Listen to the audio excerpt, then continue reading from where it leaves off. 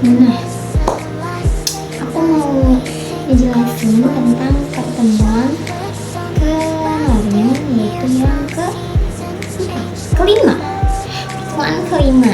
Nah, di pertemuan kelima kali ini kita semua itu mengadakan pertemuan secara online sesuai dengan yang disuruh, yang diperintahkan oleh dosen pengampu kita, yakni Pak Adi. Karena kita juga mau liburan, akhirnya minggu kemarin itu kita mengadakannya secara online, guys. Tapi walaupun secara online, mata kuliah public speaking kali ini kemarin pertemuan kelima itu sama seperti kayak di kelas, tetap ada yang maju 3 orang dan harus diperlihatkan orang itu, dan kita harus on cam, guys. Jadi biar tidak ada yang tidur, tidak ada yang main game, tidak ada yang, ya pokoknya kita ketahuan lah ya kalau on cam.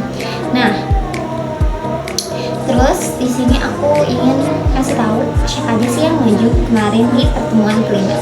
Nah, yang maju di pertemuan kelima kali ini itu ada pertama, yaitu Sylvia Afitri, yang mana dia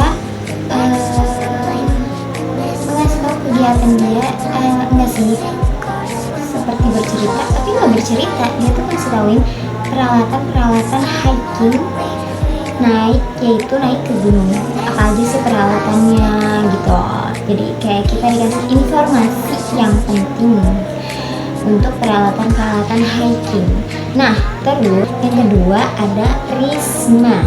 Nah, di sini Risma kayak berdakwah, iya sih menurut aku, karena dia tentang lisan yang kita ucapkan. Jadi kayak misalnya lisan,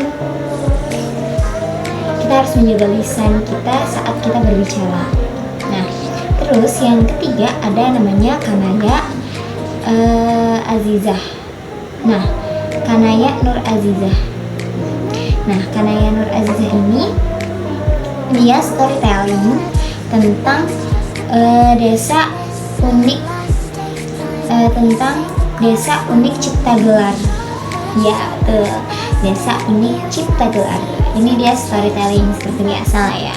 Nah, setelah 3 orang ini melakukan public speaking saat online kemarin, barulah seperti biasa kita mempresentasikan, yakni yang presentasi kelompok 3, guys. Nah, pada presentasi kali ini yang anggota yang mendengarkan dan yang mempresentasikannya juga harus on cam, tetap harus sama, karena harus on cam dari awal sampai akhir agar kita ketahuan bila kita tidak tidur, terutama tidur ya guys, apalagi puasa.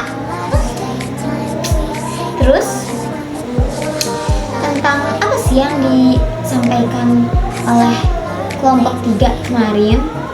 Nah, kelompok 3 kemarin itu menyampaikan tentang public speaking dan mengenal macam-macam profesi pada public speaking. Nah, ada 2 poin di sini, yaitu poin pertama, pengantar profesi dalam public speaking. Nah, pengantar profesi dalam public speaking itu berbicara yang kita ketahui ya, berbicara itu adalah suatu kegiatan menyampaikan ide atau gagasan maupun pendapat kepada orang lain. Iya bukan? Karena kita saat kita menyampaikan informasi, kita termasuk dalam berbicara. Bahkan saat kita mengasih tahuin orang hal-hal yang gak penting, itu termasuk dalam berbicara, dan itu termasuk dalam menyampaikan sesuatu atau gagasan kepada orang lain. Nah, terus keterampilan bicara,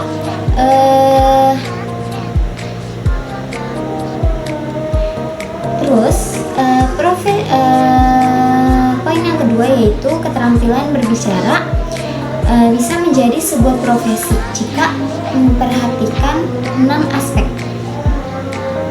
Bukan kedua poin, maksudnya 2 poin dari poin yang pertama, dari yang pengantar profesi dalam public speaking. Nah, itu yang kedua, yaitu keterampilan berbicara bisa menjadi sebuah profesi jika memperhatikan 6 aspek. Apa aja sih 6 aspek itu? Yaitu pertama, mengenal potensi. Kita harus tahu potensi kita ada di mana, potensi kita punya potensi apa gitu. Dan terus menguasai materi.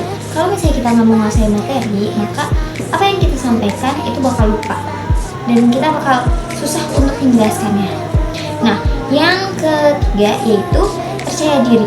Kalau kita nggak percaya diri saat kita menyampaikan sesuatu, maka kita nggak bakal bisa juga untuk menyampaikan hal yang ingin kita bicarakan atau hal yang ingin kita sampaikan. Terus yang keempat yaitu berani mencoba. Nah, kalau kita berani untuk mencoba, maka kita pasti percaya diri. Karena kalau misalnya nggak berani, percaya dirinya pasti bakal turun. Terus kreatif, rajin, berlatih, dan melakukan perbaikan terus-menerus. Gitu sayang.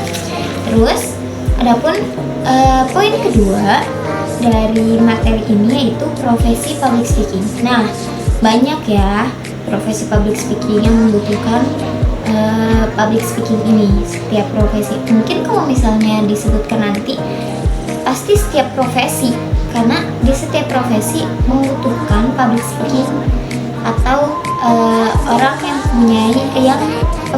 orang yang membawa pembicaraan itu bagus. Karena kalau kita menjadi good speaker itu pasti lebih sering direkrut sih, karena bisa menyampaikan hal-hal yang lebih baik ke depannya. Nah, pertama itu pastinya guru, ya kan? Karena untuk mengajar nggak mungkin kalau public speakingnya acak-acakan. Terus yang kedua itu ada MC. Nah, MC juga pastinya punya public speaking yang harus baik. Nah, terus ada podcast, ya kan? Podcast dalam siaran itu. Terus ada motivator. Nah, motivator juga tidak bisa sembarangan memotivasi bila public speakingnya jelek. Nah, terus ada stand up comedy. Nah, dalam stand up comedy itu juga termasuk ke dalam public speaking yang harusnya bagus, karena walaupun dia komedi, dia harus mempunyai tata bahasa yang menarik agar pendengar itu bisa merasa relax dan merasa mengerti gitu. Karena kalau misalnya nggak ngerti, apa yang mau dikomediin gitu. Nah, terus ada profesi psikolog. Karena kalau misalnya seorang psikolog bila public speakingnya jelek, dia susah dong untuk menyampaikan ke kliennya. Iya nggak? Udah kliennya punya masalah, dianya juga nggak percaya diri, masalah. Nah, terus yaitu ada presenter TV, kayak siaran-siaran TV gitu, di mana seperti berita-berita, siaran-siaran gitu. Nah, adanya moderator sama ya kayak MC. Terus adanya penyiar radio. Nah, penyiar radio sama halnya kayak podcast, dan itu juga butuh banget namanya public speaking. Oke, mungkin itu aja yang bisa aku sampaikan. Billahi taufiq wal hidayah. Maaf kalau ada kata-kata salah. Wassalamualaikum warahmatullahi wabarakatuh.